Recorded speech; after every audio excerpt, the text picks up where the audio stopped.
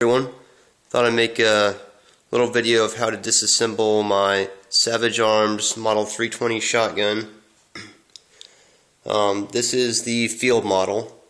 They do make several others, like security model. It's got the pistol grip and full stock and a shorter barrel and such. You can go to their website and see those, Savage Arms.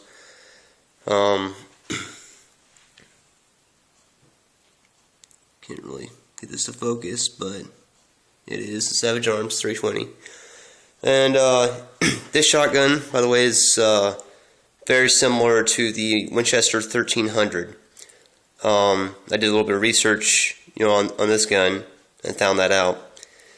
It's almost identical. It's just a few minor differences. The fore end is different, design, the stock a little bit. Otherwise, the internals and such, trigger housing group, bolt, and all that are identical. So I actually looked up a Winchester 1300 video to figure out how to disassemble mine. So I mean, this is a good shotgun. I've already fired, a few slugs and some bird shot through it, and cycle's good, the jack's fine, and I like it. First of all, disassemble. First thing you're going to want to do is take off this cap here. That should really only be on there hand tight. And by the way, if you want to take out the magazine spring, you just take out this retaining clip here. It's just basically like a C-clip. Pry that out with a flathead or C-clip pliers. Next, just pull the barrel off.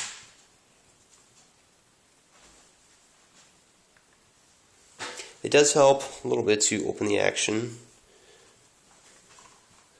To slide the barrel off. And here is the slide release here. Safety here, by the way. So you're going to hold this, push it up, like so, while holding that.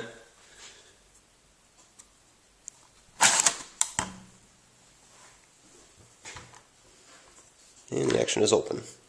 The barrel will slide right off.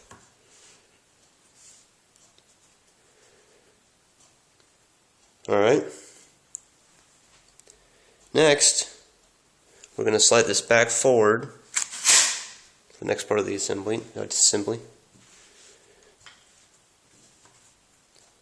And the next part, you're going to want to take out this pin. That basically lets you break it down the rest of the way. I'll go ahead and tap that out real quick. I'm going to go ahead and use a punch and ball peen. Makes things easy. I'm sure you can use a few other things to do that. Okay, so I tapped that out. That's the pin right there. By the way, you tap it out from the non-ejection port side. Just down and out. And that lets you take out the trigger housing group. You're going to slide that down and then pull back. See if I can do this with one hand. There you go.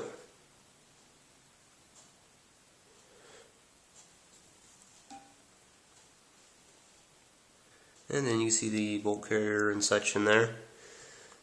And the next part is very simple. All you're going to do is just pull this forward.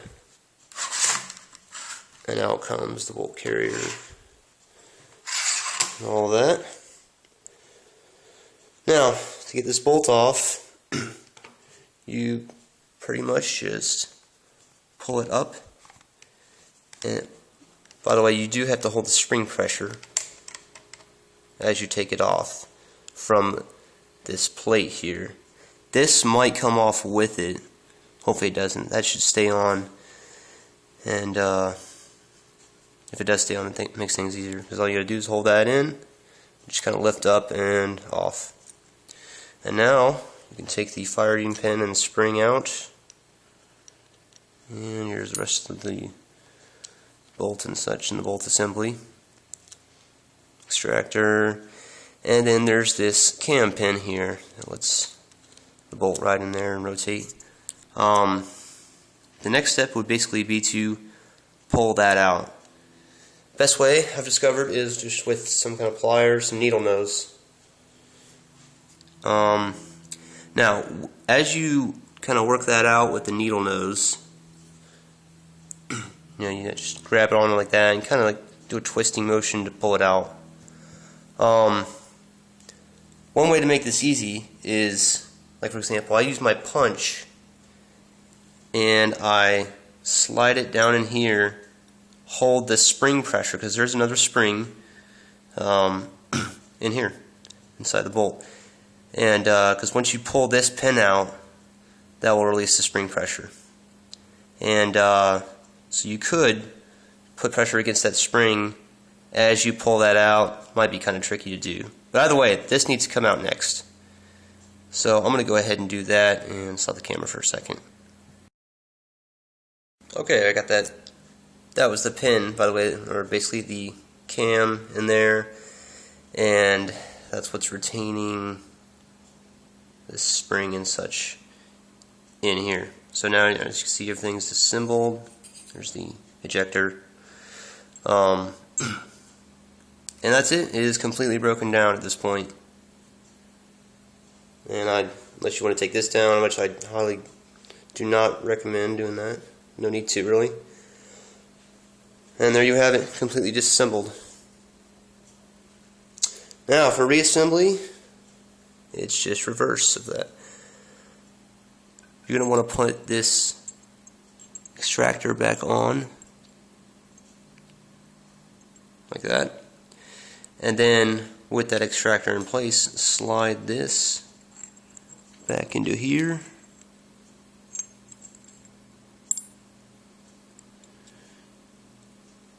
And then let the bolt carrier, or the assembly, cover the extractor to kind of retain it in place.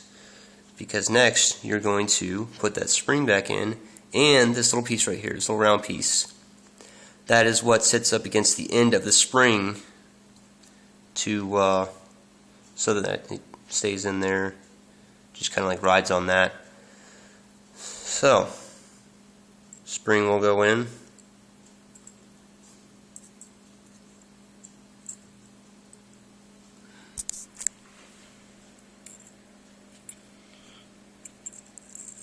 There we go. It's a little tricky to do. Okay. And then that will go in next. Now, this is going to be kind of tricky doing it on the camera. I'm going to have to pause it, but to put the pin back in, it does take 2 hands. So, but basically all I'm going to be doing is, okay, the spring is in, and then this piece goes in behind it, right up against it. You're going to push that spring. It's got quite a bit of pressure, so I use the punch. Sure, you can use several other things, a screwdriver or whatever, to push that spring all the way back past that point of that hole where this goes in. And then this hole in here is for the firing pin to pass through, so you're going to want to make sure that's aligned this way as it goes in. And this side of it, this longer side, away from that hole, is going to be sticking up and out, because the longer side, is basically provides the cam to give it the turning motion in the bolt. And obviously, by the way, you want to have your ejector on the right side of this bolt carrier, so it can be on the ejection port side. Otherwise, if you put it on the other way, you're just going to have to take it apart, and just be aware of that. Okay, so I have that pin back in. Now, since I wasn't really able to record that, I'll try to explain it the best I can. But it's really quite simple. You should be able to see that hole and see straight through that, because that's where the firing pin will go into. So the best way to do this, to get this pin back in, like I said, you're going to push the spring and that little washer type looking thing on the end of it all the way against this end of the bolt. The best way I found to do this is set that pin in there to be ready to be pushed down in, and it will set in there, leaving space for the spring and such to be pressed in. And then you'll hold the bolt and such and the assembly in one hand while taking like what I use, the punch, pressing that spring all the way back past that hole, and then kind of just pressing that down until it just barely goes in to hold the spring pressure back. And it'll go in enough to where that spring won't fly out in your face or anything, so don't worry. And then you're going to just go ahead and orient that hole on this pin for the firing pin to go through, and that's, you know, how you can see through. Then the next step is, that's the hard part, that's pretty much done. You're just going to go ahead and put the firing pin back in.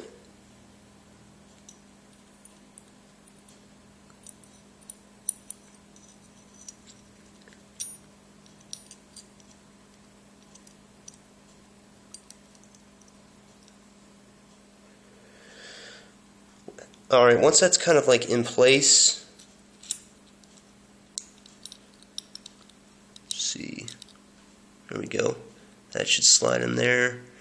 You're going to want to put that area with the lip pretty much in that position as you put it back on to here on this little plate. Because this portion, this raised portion, is what's basically retaining that firing pin forward as the bolt assembly sits in place on here. So now, you just, whoops.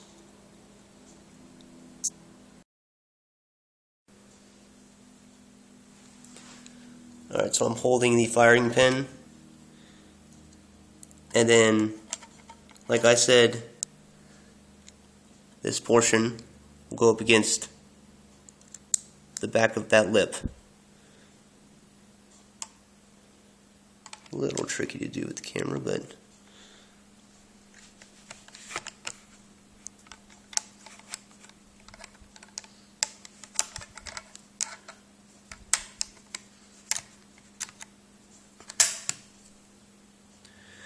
okay, maybe you guys weren't really able to see that, but that's it. The firing pin is held up against here, and the rest of the bolt and everything is in place. See, it pretty much just the edge just sits down in front of that.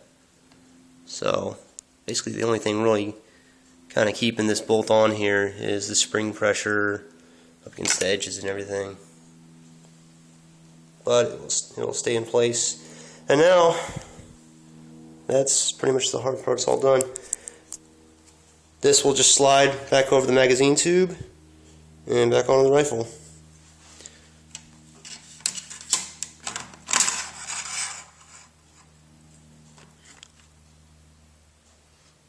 Okay.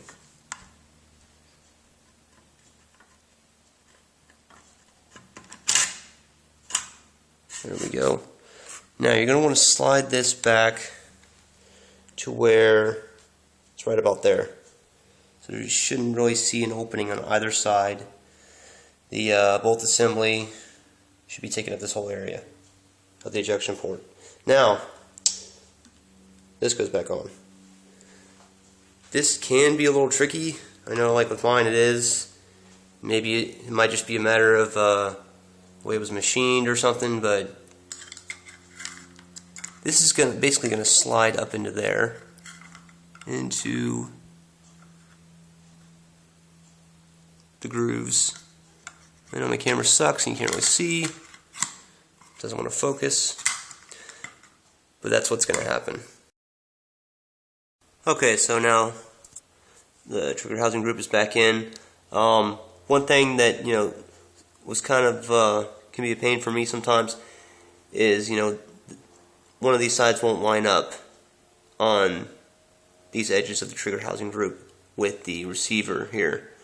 So I kind of just sort of push them out this way as I'm sliding it in, and that helps. And then of course this just rocks back in, slides in, and then you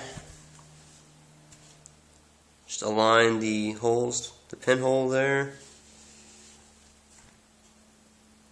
and the pin with this side on the ejection port side. Slides back in. And there you go. And now, just put the barrel back on. This way I'm going to want to slide this back again to make it easier.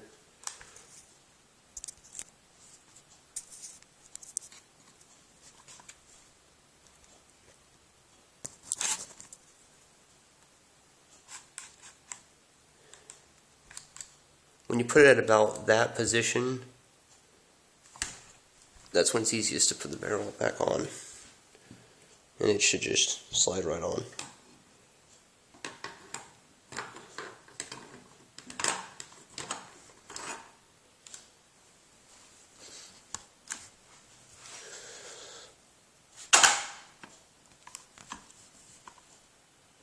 There you go. And now put this kind of retaining cap back on the end of the magazine. And you really only need to go just hand tight, snug it up, and there you go.